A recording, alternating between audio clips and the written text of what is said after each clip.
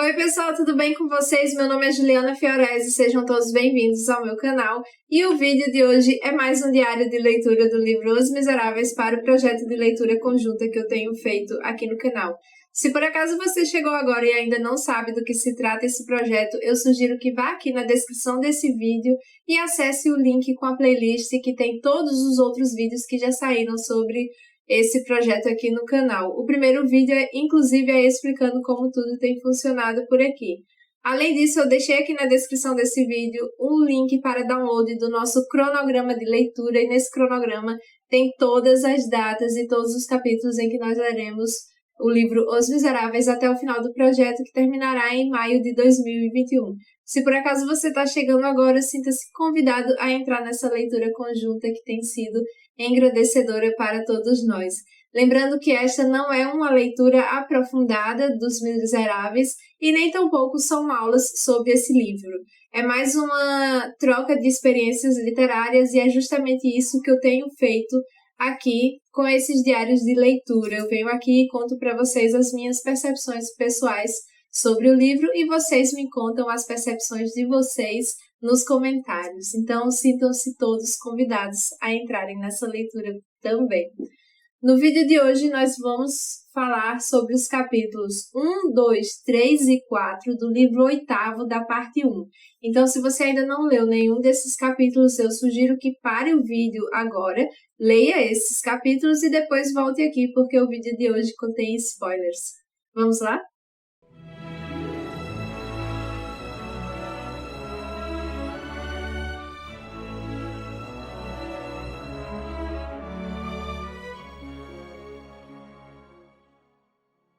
Então, nós entramos agora no livro 8º da primeira parte, que se chama Contragolpe.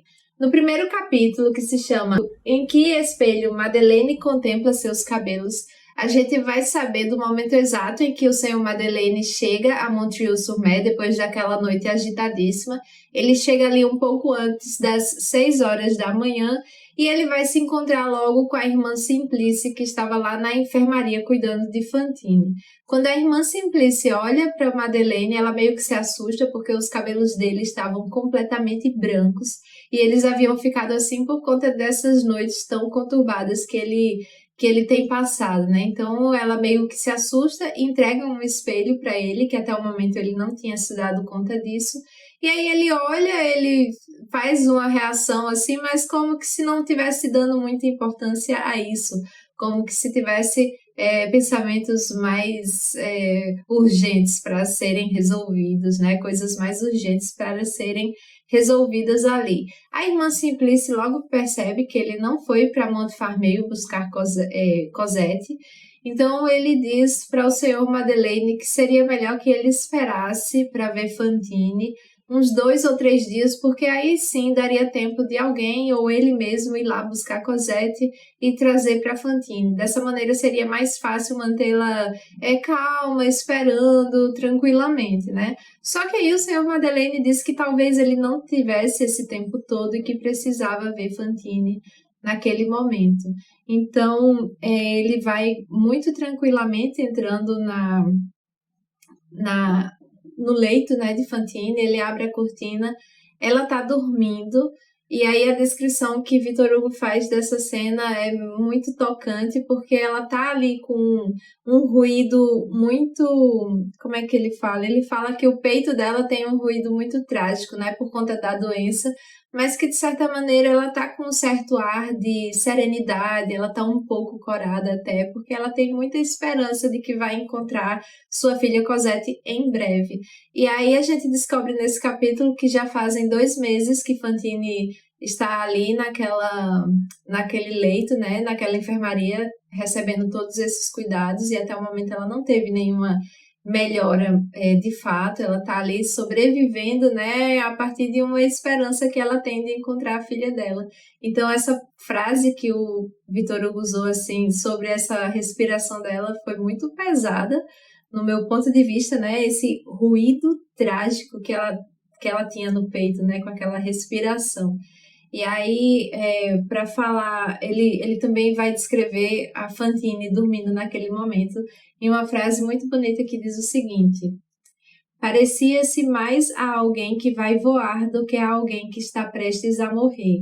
Os ramos, quando alguém se aproxima para roubar-lhes a flor, estremecem, parecendo querer ao mesmo tempo oferecer-se e fugir.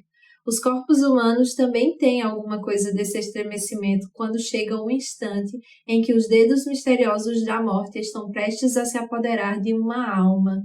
Eu achei bem triste essa frase. E aí a gente vai ver que o senhor Madeleine, enquanto Fantine ainda dorme, ele olha para Fantine, olha para o crucifixo e ele está em posição de como se estivesse rezando, exatamente da mesma maneira que ele fez quando ele levou Fantine pela primeira vez para esse leito, né? Para o leito da enfermaria, para receber os primeiros socorros, digamos assim. E aí, de repente, Fantine vira o rosto, acorda, e a única coisa que ela pergunta é: e Cosette? Aqui no capítulo 2, que se chama Fantine Feliz, a gente vai saber que ela, quando perguntou para o senhor Madeleine onde é que estava sua Cosette, ela perguntou de uma maneira que ela demonstrava que tinha certeza absoluta que o senhor Madeleine ia trazer Cosette, que a Cosette já estava ali prestes a entrar no leito, né? Ela faz a pergunta mesmo assim, tem certeza de que a filha estava ali. Só que aí o Madeleine ele fica meio que sem saber o que responder para Fantine, e nesse exato momento o médico entra e fala que a sua filha está ali naquela casa, mas que ela não pode receber a filha agora porque ela ainda está com um pouco de febre. Aí Fantine meio que se desespera, pede muito para ver a filha, ela começa a falar em voz alta, começa a ficar muito agitada, e o médico vai dizer: tá vendo, é por isso que a gente não pode trazer Cosette agora, você está muito agitada, você tem que se acalmar, você tem que melhorar para receber sua filha. E aí ela fica quietinha, ela começa a fazer um esforço muito grande para se mostrar que tá calma e que tá tranquila, porque quanto mais ela fizer esse esforço, quanto mais ela se tranquilizar, ela tem certeza que vai receber sua filha ali logo em breve. E aí ela começa muito calmamente a fazer algumas perguntas para o senhor Madeleine, pergunta como é que a sua filha tá, pergunta se os Thénardier a trataram bem, como a alimentaram, como vestiram, enfim, ela faz diversas e diversas perguntas para o senhor Madeleine, ela meio que vai falando ali sem parar. E aí, em algum momento, ela começa a escutar alguns barulhos, algumas vozes de uma criança, e por coincidência era uma criança menina, né, que estava ali brincando nos jardins, muito perto dali, só que não era a Cosette, né? A gente vai ver aqui que era a filha da vizinha. Então ela gritava, brincava, cantava, e Cosette tem certeza que aquela é a sua Cosette. E aí ela começa a fazer vários planos para quando elas estiverem juntas, né? Planos futuros, ela fala diversas coisas que quer fazer com a filha, que a sua casa vai ter um jardim, que sua Cosette vai brincar lá. Enfim, ela começa a fazer vários planos. Até que aí o senhor Madeleine, ele tá ali muito perto de Fantine, o médico nessa hora já tinha saído e ele tava meio que com a cabeça baixa, só escutando tudo aquilo que Fantine estava falando. Só que de repente ela para de falar e nesse momento ela fica meio dura assim, olhando fixamente para a porta, e eu achei que ela realmente tinha morrido nesse momento, justamente por conta das últimas frases que a gente vai ler aqui nesse último capítulo, que dizem o seguinte: de repente, Fantine parou de falar, o que o levou a levantar maquinalmente a cabeça. Fantine parecia medonha. Não falava mais, tampouco respirava. Estava quase sentada na cama. Sua camisola deixava à mostra seus ombros magros. Seus olhos, havia pouco tão radiantes, tornaram-se macilentos e fora das órbitas. Pareciam fixar-se sobre qualquer coisa horrível em sua frente, na outra extremidade do quarto. Meu Deus! Exclamou Madeleine. Que está sentindo, Fantine? Ela não respondeu, tampouco deixou de olhar na direção da porta. Tocou-lhe os braços com as mãos e fez-lhe sinal para que olhasse para trás. Madeleine voltou-se e viu Javert. Nesse momento que ele fala aqui que ela ficou medonha, que os olhos dela pareciam sem órbita, pronto, morreu agora. Mas ela estava só assustada com a visão horrível, né, daquele homem, Javert.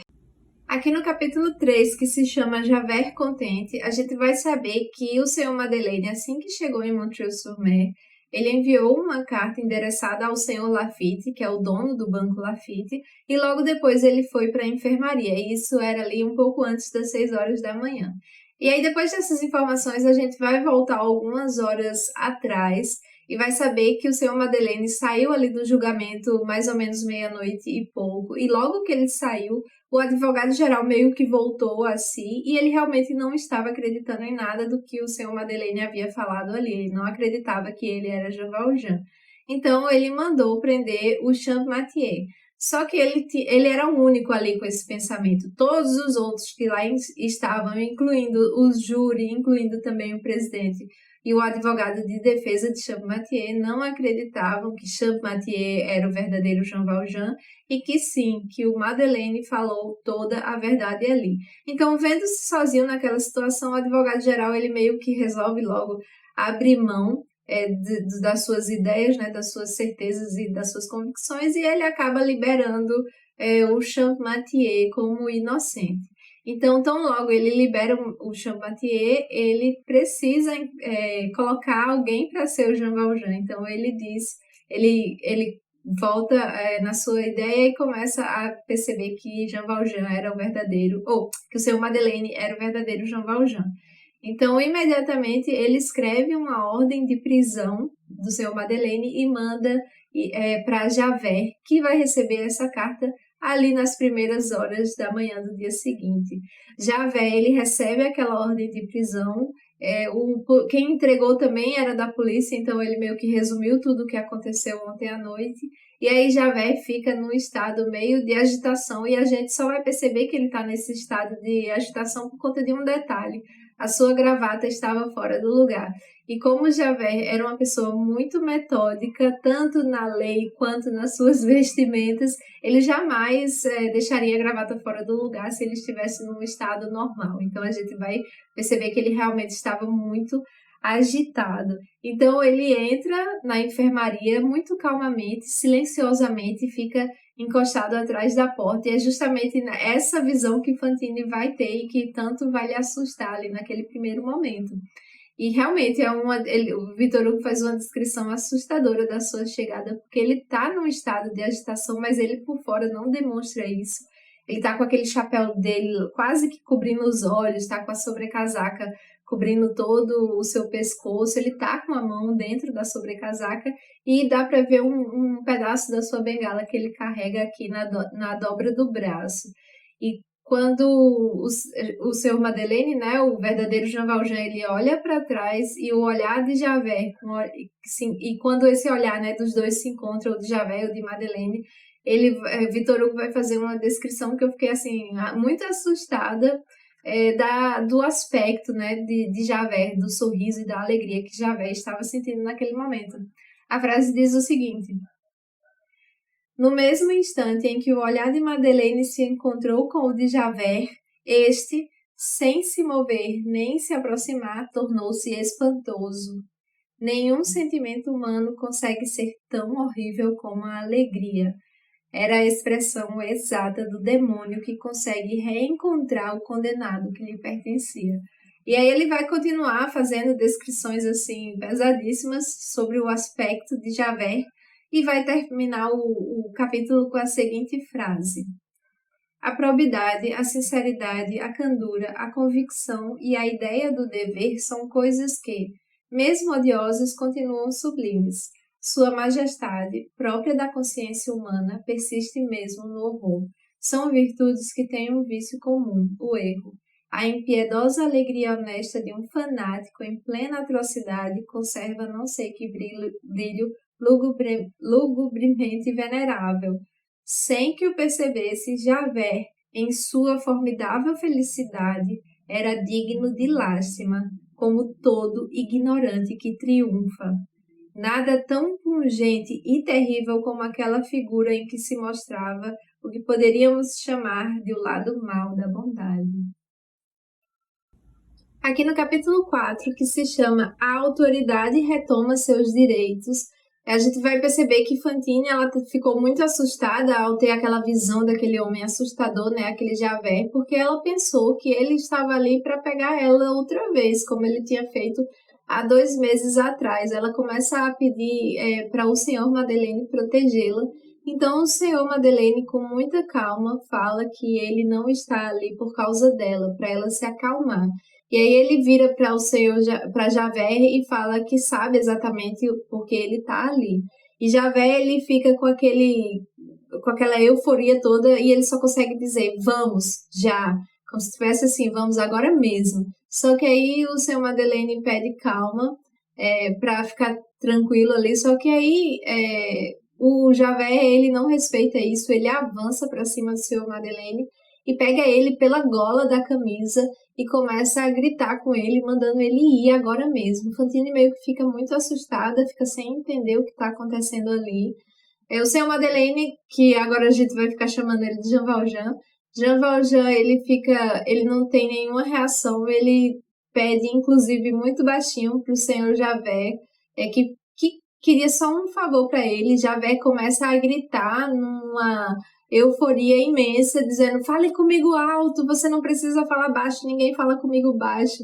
E aí, quanto mais Javert gritava nessa loucura eufórica que ele estava, o senhor Madeleine, Jean Valjean, falava cada vez mais baixinho. E aí ele chega a dizer chega a pedir, né, para Javert que dê para ele somente 3 dias para ir buscar a Cosette, né, que era filha daquela moça que estava ali, Fantine. Quando o Javert escuta isso, ele acha ridículo, ele começa a rir muito alto e ele fala exatamente as palavras que Jean Valjean falou em silêncio em volume muito baixo para ele, né? Ele diz, agora essa, só me faltava essa, você querer mais 3 dias para ir buscar a filha, para ir procurar a filha dessa mulher.